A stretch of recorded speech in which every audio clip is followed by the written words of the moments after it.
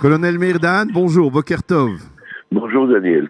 Merci d'être avec nous ce matin. Nous vous avons sollicité, bien entendu, à la suite de ces derniers jours de tension dans la bande de Gaza, une tension que l'on a du mal à expliquer. Parce que tant du côté israélien que du côté du Hamas, on a l'impression que personne ne veut véritablement de confrontation. Et on pourrait y voir pour preuve les déclarations faites par Yihye Sinwar au Yediot Aharonot, encore que, bien entendu, ce ne sont que des paroles. Mais d'un autre côté, finalement, tout le monde donne le sentiment, même l'état-major israélien, que l'on va vers une confrontation militaire incontournable. Qu'est-ce que vous en pensez ? Eh ben, malheureusement, on a un grand acteur qui n'est pas présent là-bas sur place, mais qui s'appelle Abou Mazen dans tout ce conflit. Abou Mazen voit que ça devient une réalité de plus en plus, qu'il s'agit de deux unités complètement séparées et indépendantes, et que la bande de Gaza ne reviendra plus jamais de faire partie de l'État futur palestinien au cas où il y aura. Ce qui fait qu'ils rendent les choses insupportables d'un côté. Et de tous les points de vue, argent, support et d'autres. À côté de ça, les fractions dont on a parlé tellement de fois, les différentes fractions à la bande de Gaza, qui est le djihad islamique et d'autres, ont pris d'ampleur de plus en plus. Et aujourd'hui, ce sont des fractions qui mènent le jeu. Et le Hamas, en définitive, est très victime dans les mains de toutes ces fractions-là et obligé de s'aligner avec. Pour rester le leader officiel de la bande de Gaza, il s'aligne avec ces groupes pour pas se montrer incapable.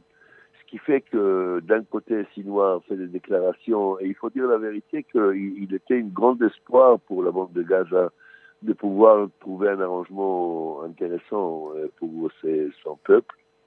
Mais malheureusement, les fractions financées par de différents pays dans la région, qui est l'Iran et le Qatar et d'autres, mènent le jeu d'une façon très, très, très, très dramatique. Ce qui fait que nous sommes tous victimes dans des situations impossibles. Ça veut dire que le Hamas a été pris à son propre piège, parce que c'est lui qui a initié, on va dire, toute cette tension depuis la fin du mois de mars dernier, ces manifestations, les ballons incendiaires. C'est lui, le Hamas, qui les a initiés. Il avait un plan. Oui, non, il n'avait aucun plan. C'est dès le départ qu'il a fait toutes ses actions pour rester en poste, pour rester en position et pour attirer disons garder les jeunes occupés à la bande de Gaza. Et c'était pas son initiative de lancer cette mouvement au mois de mars. Et il faut dire que ça un peu c'est une perte de contrôle de tous les côtés, de tous les sens. Alors, pour l'instant, le seul sérieux et responsable de la région, c'est Tsahal, c'est l'armée israélienne. Alors justement, que doit faire, à votre avis, l'armée israélienne aujourd'hui ? Parce que il faut bien avouer que là aussi, on n'a pas l'impression que les responsables de l'état-major veulent aller au combat. Est-ce qu'il y a des solutions intermédiaires entre la situation actuelle, qui apparemment ne peut pas demeurer comme elle est, et on va dire une offensive militaire israélienne à l'intérieur de la bande de Gaza? Qu'est-ce que l'on peut faire sur le plan militaire? Je dois préciser que l'armée ne prend pas de décision. S'il rentre en guerre ou pas, c'est une décision politique, c'est une décision du gouvernement. Tsahal fournit les solutions par rapport aux décisions politiques. Il faut dire aussi que la façon dont Tsahal mène la situation là-bas, c'est un miracle. C'est vraiment un miracle. C'est presque une situation incontrôlable et impossible. Et si vous voulez, la seule solution de calmer la situation là-bas, malheureusement, c'est d'être à l'intérieur, au plus profond. C'est le seul moyen d'éloigner les gens de la frontière. Donc, c'est de créer une autre. Créer une autre, ça veut dire entrer à l'intérieur de la bande de Gaza, et personne n'en veut. Ça veut dire à l'intérieur, y compris dans les villes, dans les villes ? Bien sûr. Il faut éloigner il faut dissoudre ce mouvement de petits groupes de chaque quartier que chacun fait. Vous savez, à chaque fois que le Hamas négocie, essaie de garder un certain calme, il y a une fraction dans un quartier de la bande de Gaza ou de Rafah ou de Khan Younes et qui se réveille et qui bouge tout le monde à un affrontement nouveau.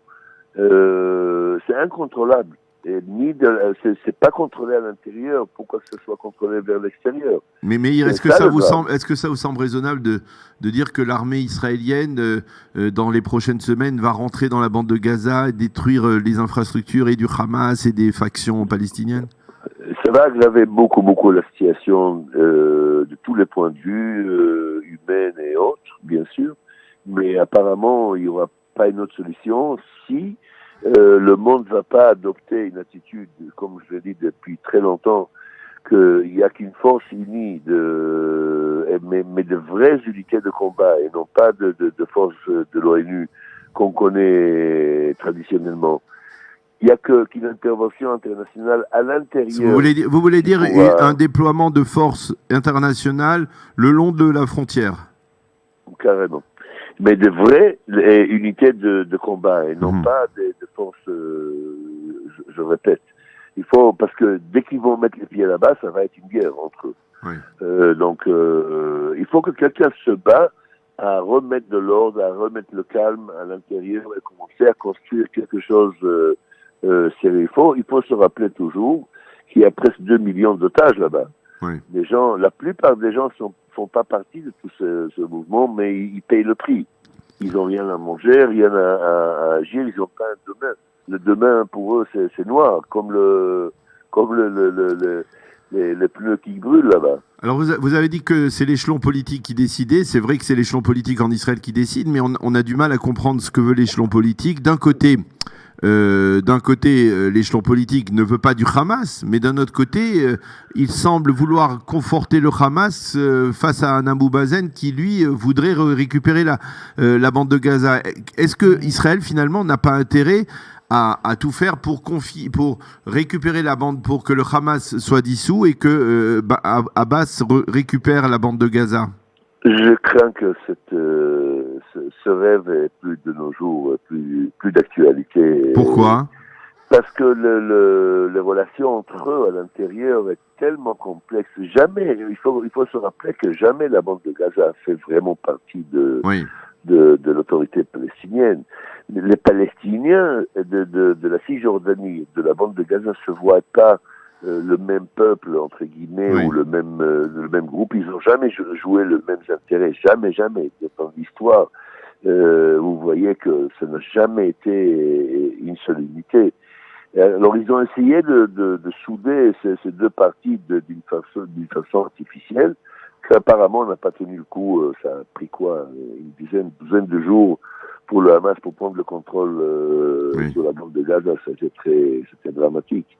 Mais je crois que cette solution n'est plus d'actualité. Je crois que Israël a donc quelque part, la solution à 2 États, elle n'existe plus de facto, quoi. Peut-être 3 États. Voilà, c'est ça. Malheureusement, Abu Mazen voit la situation.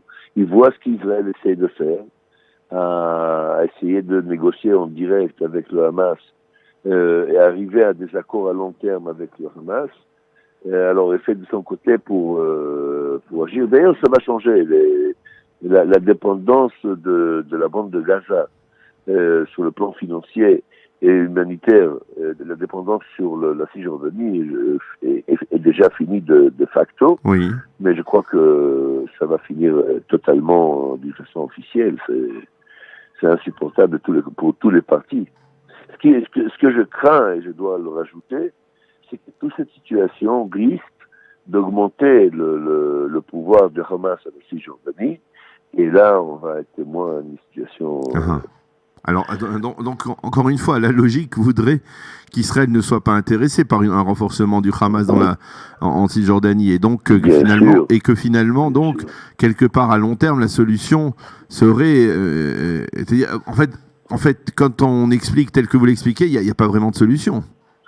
Il faut aussi, il y a quelque chose de très... À part déployer donc des forces internationales le long de la bande de Gaza. C'est une des solutions. Ça peut le faire aussi. l'armée israélienne peut le faire aussi. C'est question de décision. Avec le prix que ça comporte, bien sûr. Mais il faut que la négociation avec les autorités palestiniennes aura plus de renfort, plus d'ampleur pour que ça arrête la démarche à la Cisjordanie et ensuite faire comprendre que la bande de Gaza ne sera plus jamais une partie de cette solution et que ce sera une solution à part. Mais bon, vous savez, dans la situation dans laquelle nous sommes sur le plan politique, où on va vers des élections bientôt, où c'est connu que Bibi est assis au milieu sans vraiment prendre une décision de front, que c'est sa stratégie. Et ça fait 20 ans que c'est sa stratégie. Ça ne montre pas grand-chose pour l'avenir, pour le proche avenir. Je voudrais vous poser une question qui n'est pas directement liée à la situation dans la bande de Gaza, mais qui pourrait le devenir s'il devait y avoir justement une confrontation militaire. C'est ce débat au sein de l'armée autour de la préparation de l'armée à un conflit, à une guerre. Depuis plusieurs semaines, il y a un débat entre celui qui est Brik, le général de réserve Brik, Yitzhak Brik, qui est le préposé aux plaintes des soldats dans l'armée, et le chef d'état-major concernant le degré de préparation de l'armée. Brik dit que l'armée israélienne, après avoir rédigé un rapport, il dit que l'armée israélienne n'est pas prête, un rapport sur la base des témoignages qu'il a recueillis, et de l'autre côté, eh bien, du côté de l'état-major, on n'est pas du tout d'accord et on veut fournir un rapport qui prouverait le contraire. Quel est votre avis est-ce que Tsahal est prêt aujourd'hui à une confrontation militaire? Comme vous avez dit au début, je suis colonel de réserve, je suis actif, je suis chef d'unité et je vous dis. Vous savez bien de quoi il s'agit. Que les entraînements et le préparatif et tous les plans font que Tsahal n'a jamais été aussi prêt qu'il est aujourd'hui. J'arrive, moi et beaucoup d'autres, mais on n'arrive pas à comprendre tout ce débat par-dessus les feuilles des journaux et de télécommunications. On n'arrive pas à comprendre les motivations qu'il y a derrière. Mais je peux vous assurer, vous garantir que ce n'est vraiment pas la situation. Il n'y a pas eu une réduction des entraînements due à des problèmes budgétaires. L'armée israélienne est entraînée à combattre, y compris des combats en zone urbaine, comme c'est le cas face à des terroristes. Sans rentrer dans les détails, j'attire votre attention sur le fait que pour la première fois, ça a fait un plan financier pour les 5 années à venir. Ça veut dire qu'il en reste encore 2 ans pour ce plan, sans bouger du budget prévu. Le budget a été bien étudié et bien distribué comme était prévu, mis à part quelques excès demandés par les départements de missiles, etc. Mais en général, le budget a été gardé tel qu'il était prévu. Les entraînements ont été prévus depuis 5 ans et se maintiennent. Au moins pour ma partie là-dedans, je peux vous le confirmer. Mais plus que ça, je peux pas dire. Mais donc vous n'êtes pas inquiet. Eh ben, vous savez, être inquiet, c'est notre métier. Oui. On est toujours inquiet. On a toujours l'impression qu'on fait pas assez. On a toujours l'impression qu'on n'a pas entraîné assez. On a toujours l'impression qu'on n'a pas développé assez. Mais c'est pourquoi il y a des industries qui comme l'industrie aérienne et l'industrie militaire, qui n'arrêtent pas à monter tous les jours de nouvelles choses par rapport à la situation. Il y a des nouvelles unités, de nouvelles réorganisations de l'armée qui a fait que toutes les unités de combat ont été groupées sous la même toit pour pouvoir être entraînées et guidées, qui sont plus coordonnées. Enfin, plein de choses qui ont été faites pour améliorer la situation et accordées par tout le monde. Vraiment, j'arrive pas à comprendre ce débat. Il est inutile, il est bizarre. Et on comprend pas les motivations ni de Brik et je comprends pas, sincèrement. Et alors que c'est un homme très responsable et très sérieux. Mais moi, comme d'autres, on n'arrive pas à comprendre la motivation derrière. Mais ça ne reflète pas la réalité. La réalité. Eh bien, en tout cas, Meir Dahan, merci beaucoup de nous avoir éclairé tant sur cette situation dans la bande de Gaza que sur la préparation de l'armée à un éventuel conflit que, bien entendu, personne ne souhaite ici. Merci d'avoir été avec nous ce matin et Shavua Tov. Shavua Tov, merci.